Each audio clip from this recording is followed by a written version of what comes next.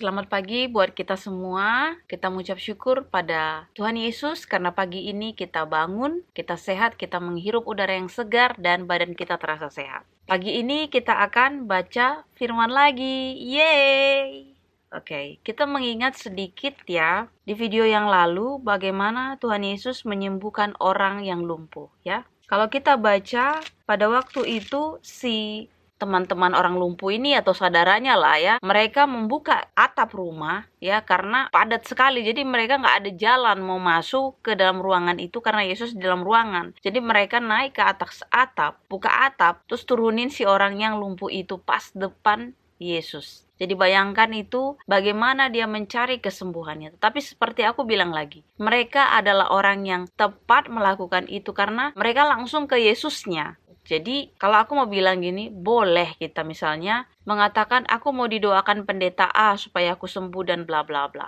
Itu boleh kalau kita memang mengimani. Dan kalau itu terjadi, itu juga karena kehendak Tuhan Yesus sendiri, bukan karena kehendak atau bukan karena si pendeta itu. Pendeta itu membantu mendoakan saja, tetapi kuasa itu ya, kuasa kesembuhan itu hanya dari Tuhan Yesus. Jadi suatu kali kalau kalian sakit, terus kalian bilang aku mau didoakan sama pendeta A atau B, C, D, E, kemudian kalian ternyata tidak sembuh, kan kalian nggak bisa menghujat Tuhan ya. Maksudku di sini itu kalian bukan jadi patokannya harus ke pendeta si A, si B, si C maksudku. Tetapi kalian fokusnya ke iman kalian, sembuh itu dari Tuhannya. Makanya aku bilang di sini kalian sendiri pun berdoa sendiri bisa. Apalagi pandemi kayak gini, mau kalian harapin bertemu. Oke, bisa kalau dia lewat dari telepon atau dari Zoom atau yang lain-lain boleh. Tetapi seperti aku bilang lagi, kalian dulu yang beriman. Kalian dulu harus percaya kalian sembuh. Bahkan seperti aku bilang, kalian dihadapkan sama Tuhan Yesus pun, kalau kalian gak punya iman, ya, kalian cuman hanya dibawa terus nggak percaya sama Tuhan kalau kalian sembuh, ya nggak berfungsi. Kan di sini Tuhan sudah tunjukkan, ya firman-Nya sudah katakan, bahkan berkali-kali ya, imanmu telah menyelamatkan engkau. Kamu percaya nggak kalau aku bisa menyembuhkan? Tuhan sendiri apa? Tanya sama orang itu, kamu percaya? Ini Tuhan Yesus sendiri loh. Padahal sebenarnya tanpa nanya pun bisa kalau Tuhan Yesus mau. Tetapi berkali-kali Tuhan bilang apa? Kamu percaya? Ya Tuhan, saya percaya, sama orang buta itu. Makanya terjadi sembuh. Nah begitu juga dengan si orang lumpuh ini. Tuhan Yesus tergerak. Di sini kasusnya apa? Tuhan Yesus tergerak. Ya, dia tidak tanya apa kamu percaya atau imanmu telah menyelamatkan engkau. Enggak digituin lagi.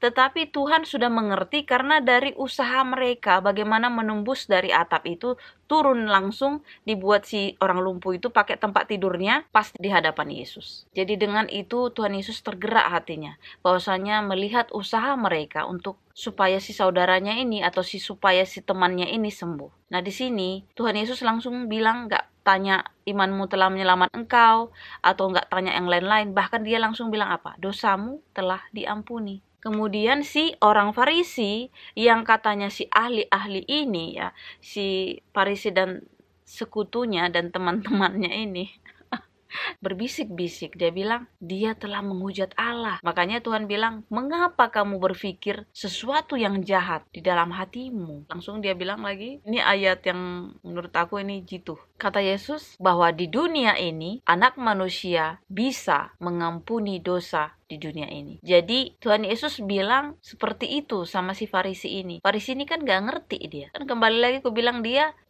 tahu, dia hafal semua kitab itu, dia bisa. Makanya dia bilang Farisi dan ahli-ahli Taurat. Kalau sudah ahli kawan, udah pastilah dia orang pintar. Tapi apakah dia hidup dengan iman itu? Apa dia menghidupi firman itu? Enggak lah.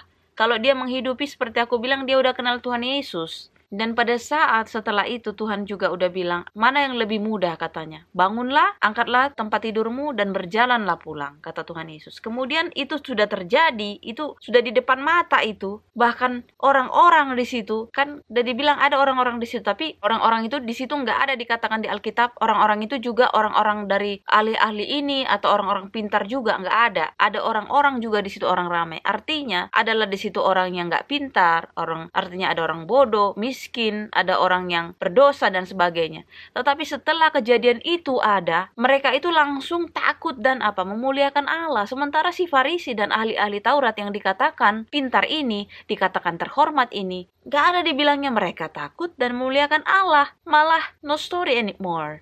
Gak ada cerita lagi tentang mereka. Apakah mereka langsung pergi kah? Atau mereka ada di situ tapi mereka mengatakan, gak mungkin, atau bagaimana? Kalian komen saja apa yang mungkin kalian pikirkan, tetapi inilah yang menjadi juga bahan pemikiran aku. Kemana nih si orang Farisi ini? Artinya gini, udah nyata-nyata itu si orang itu yang tadinya sakit terus sembuh, atau yang tadinya dia lumpuh terus tiba-tiba disembuhkan sama Tuhan Yesus. Kita kan pasti wow, bersorak-sorak, Tuhan Yesus baik, Tuhan Yesus baik. Pasti gitu kan? Nah si orang Farisi ini, kemana dia? Gak ada di sini lagi. No story anymore.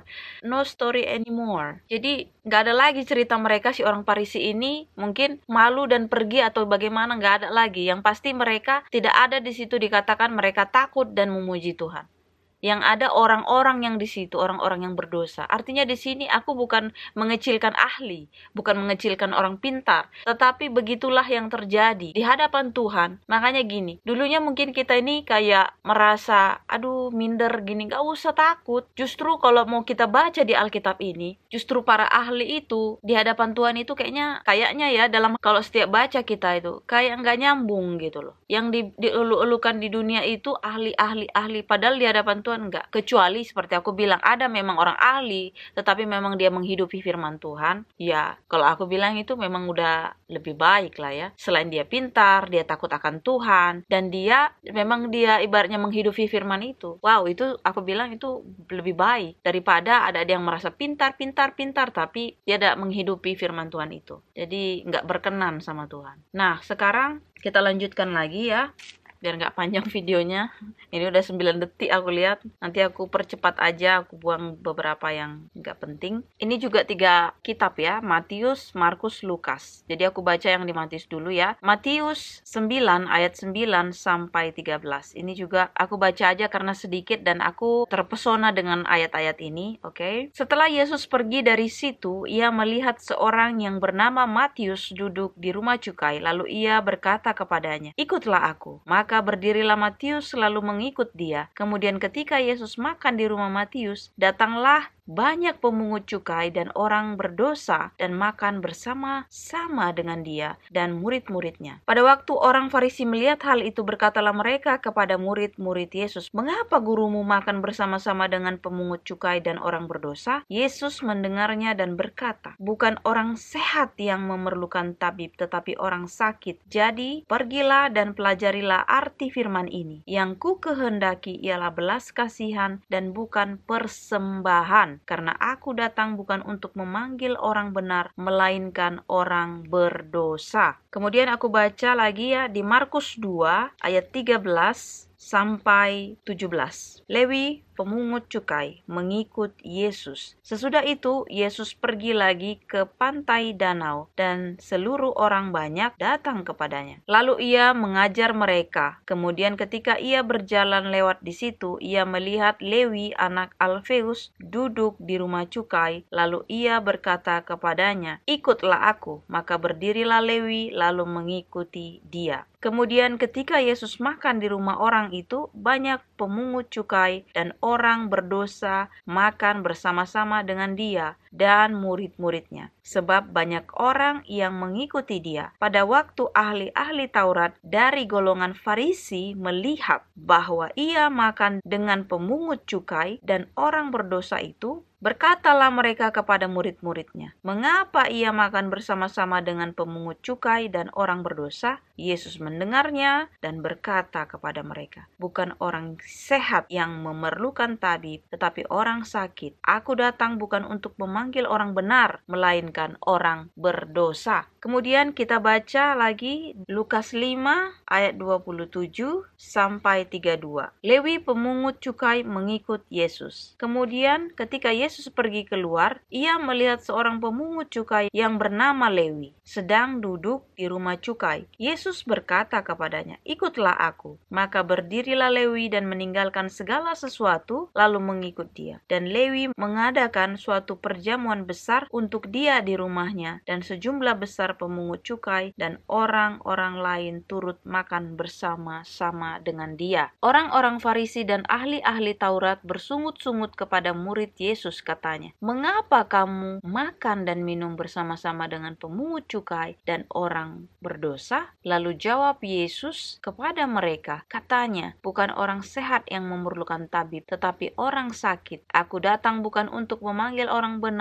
tetapi orang berdosa, supaya mereka bertobat." Jadi aku juga sangat terpesona dengan ayat ini, di mana pada saat Yesus katanya di situ ya, di 3 ayat itu kalian baca, Yesus keluar dan melihat si Matius, kalau di situ dibilangnya, kalau yang di Markus itu Alfeus dibilangnya, orang Lewi juga, tetapi pokoknya mereka adalah orang Lewi ya. Jadi si Matius ini atau Alfeus ini ya, atau si orang Lewi ini, dia adalah pekerjaannya pemungut cukai. Jadi identik orang pemungut cukai itu orang berdosa. Pada saat itu memang kelihatannya si orang Farisi ini kelihatannya bukan orang berdosa ya. Makanya aku bilang udah kayak orang yang di firman itu, dia mau mencoba ambil selumbar dari mata saudaranya, sementara balok di matanya itu ternganga gitu. Jadi dia nggak lihat balok, dia lihat selumbar. Nah itulah. Ya, itu lebih cocok itu ayat untuk orang-orang Farisi dan ahli-ahli Taurat itu ya. Jadi pada saat si Matius ini sudah dikatakan Tuhan Yesus, "Ikutlah aku," dia ikut, langsung dia tinggalkan, dan kemudian dia mengadakan perjamuan. Ya tentunya kan teman-teman dia kan pasti orang-orang cukai juga, dan katanya di situ bahkan ada orang-orang yang berdosa. Dan si orang Farisi ini bersungut-sungut, katanya, "Kenapa kamu makan bersama-sama orang berdosa?" Jadi si orang Farisi ini ngerasa nggak berdosa dia.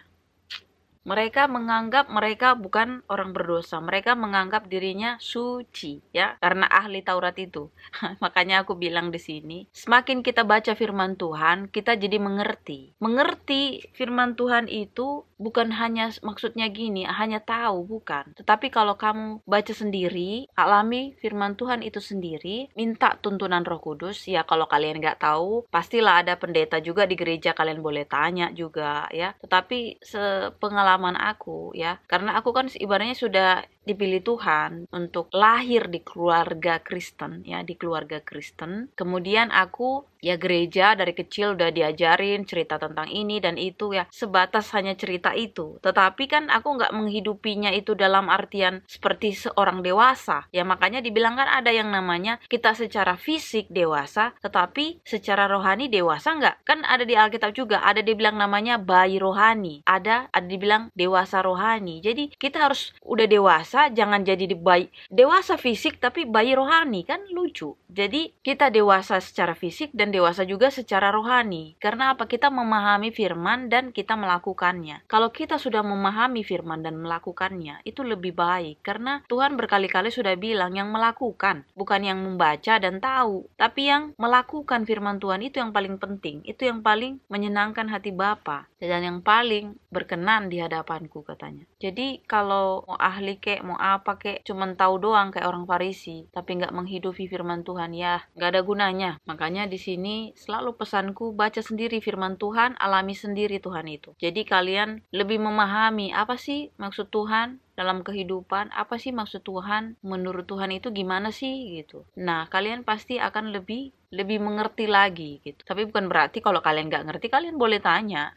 orang tua, tanya pendeta, tanya siapa aja kalau kalian nggak ngerti. Kalau aku, pengalamanku sekarang, karena sudah dibekali yang waktu itu ya, dari kecil gereja dan ini dan itu, dengar khotbah, sekarang juga udah bisa lihat-lihat dari YouTube dan sebagainya, ya aku juga belajar sendiri. Jadi aku doa, kalau ada sesuatu hal yang aku nggak ngerti, aku tanya mamaku, atau aku biasanya selalu doa juga sama Tuhan. Aku bilang, aku nggak ngerti di sini Tuhan, ini maksudnya gimana nih? Firman-Mu bilang begini, yang ini maksudnya esensinya apa Tuhan? Kenapa yang ini seperti kayak bertentangan? Kenapa seperti yang ini kok kelihatannya begini gitu? Nah Tuhan akan kasih lagi pengertian dalam hatiku, dalam pikiranku, dia akan tunjukkan begini. Oh begini ya Tuhan. Oh oke. Jadi aku dikasih Tuhan. Aku bukan merasa aku jadi ahli, bukan begitu, enggak. Tetapi Tuhan kasih pengertian ini gitu. Makanya aku jadi bilang, oh jadi karena ini ya Tuhan, begini gitu. Karena dulunya itu seperti kayaknya itu aku tuh mengenal Tuhan Yesus itu tapi letterlek agamawi gitu. Letterlek atau pokoknya ya begini katanya, ini ya beginilah gitu. Enggak paham, enggak tahu maksud Tuhan itu begini loh gitu. Nah sekarang setiap setiap pagi baca firman ya. Sebelum makan pagi aku baca dulu firman. Kalau kalian misalnya pas lagi waktu yang banyak, kalian bisa baca langsung, kalian alami Tuhan itu sendiri ya. Seperti aku gini, aku biasanya pagi atau malam, tapi karena aku biasanya edit video, jadi malam kadang aku baca persiapan untuk besok pagi dan aku doa lagi gitu. Ini buatku sendiri juga dan bukan hanya buat kalian ya. Jadi setiap hari aku buat video ini juga, ini mengingatkanku supaya aku hidup sesuai turut kehendak Tuhan. Karena hidupku ini bukan untuk aku aja gitu. Hidupku ini untuk kemuliaan nama Tuhan. Jadi setiap apa yang aku lakukan itu, Tuhan, aku selalu bilang, jaga aku, jangan aku sampai mempermalukan Engkau. Mungkin tabiatku atau perbuatanku yang dulu-dulu mungkin menyakiti hatimu, atau pasti menyakiti hati Tuhan. Tetapi aku sekarang sudah Engkau pulihkan, aku gak mau lagi. Aku gak mau kembali lagi seperti yang dulu. Aku gak mau lagi jatuh dalam lubang yang sama. Ajari aku Tuhan dan berikan aku akal budi hikmat kebijaksanaan sehingga aku bisa lebih baik dalam kehidupan ini. Apalagi ini adalah kesempatanku yang kedua untuk yang hidup ya. Ibaratnya kan seperti itu ya. Jadi seperti si Matius ini, Tuhan udah gak perlu diterangkan, itu udah, kalau aku bilang itu adalah statement yang udah menjelaskan semua. Jadi Tuhan cuma bilang bukan orang sehat memerlukan tabib, tetapi orang sakit. Jadi Tuhan bilang aku datang bukan untuk orang benar tetapi untuk orang berdosa. Itu udah gak perlu dijelaskan lah. Pengertiannya itu dengan kalimat sekecil itu, tetapi itu sudah menjelaskan ribuan pertanyaan. Jadi kalian yang di sana yang merasa kalian aku berdosa, aku ini, ya Tuhan datang untuk itu. Tetapi Tuhan sudah bilang, sudah menyelamatkan kita, sudah finish. Dan Tuhan sudah mati di kayu salib. Dan Tuhan sudah menembus dosa, sudah finish. Nah, kalian tinggal datang minta ampun aja sama Tuhan. Tetapi ingat, jangan mengulang lagi. Kan sudah dibilang Tuhan juga di waktu si perempuan yang kedapatan berzina itu menurutku juga udah hal yang paling penting ya. Ya setelah orang gak ada juga, akhirnya kan gak ada juga yang berani melempar karena semuanya berdosa. Tuhan tanya sama si perempuannya, kemana orang itu? Gak tahu, Tuhan sudah pergi satu-satu. Jadi Tuhan cuma bilang sama si perempuan itu, aku pun tidak menghukum engkau, pergilah, jangan berbuat dosa lagi. Jadi di sini jangan orang berprasangka gini, udah enak loh jadi Kristen, lakukan dosa, abis itu minta maaf sama Tuhan, udah lakukan lagi. Bukan gitu. Hey, tolong ya, jangan seperti itu. Ini sudah jelas dibilang. Jadi aku pun tidak menghukum engkau, pergilah jangan berbuat dosa lagi. Artinya Tuhan sudah bilang kalau sudah dipulihkan jangan buat dosa lagi, jangan kembali lagi ke kubangan yang sama, jangan kembali lagi ke lubang yang sama, jangan bikin dosa lagi. Jadi kalau sudah dipulihkan itu, kembali lagi aku nggak tahu, itu jawab sendiri sama kalian, itu urusan kalian dengan Tuhan. Kalianlah yang harus benar-benar minta Roh Kudus, minta dimampukan supaya kalian benar-benar meninggalkan dosa kalian. Kalau kalian sudah jatuh, terus udah minta ampun, dipulihkan, jatuh lagi. Nah itu kalian benar-benar doa lah. Kalian doa, puasa, supaya kalian benar-benar tidak melakukan itu lagi, tidak terulang lagi. Ya, jadi biarlah jadi bahan perenungan buat hari ini. Kita berdoa. Terima kasih Bapa di surga, puja dan syukur. Anak-anakmu di sini panjatkan Bapa. Biarlah firman-Mu yang begitu menyehatkan kami, tubuh kami, jiwa kami Bapa. Supaya kami lebih bersemangat lagi untuk hidup, lebih mempunyai pengharapan lagi dalam kehidupan ini, sambil menunggu kedatangan-Mu yang kedua kali. Bapa di surga, ajari kami turut kehendak-Mu. Kami orang lemah Bapa, dan kami tidak mempunyai pengetahuan yang tinggi, tapi Engkau memampukan kami mengerti Bapa. Terima kasih untuk Roh Kudus-Mu, terima kasih untuk kematian-Mu di kayu salib untuk membebaskan kami dari belenggu dosa. Bapa, ampuni segala dosa dan pelanggaran kami, supaya kami selalu layak untuk dekat-dekat dengan-Mu. Di dalam nama Tuhan Yesus, Juru Selamat kami yang hidup. Amin. Terima kasih sudah mendengar firman ini. Tuhan Yesus memberkati. Amin.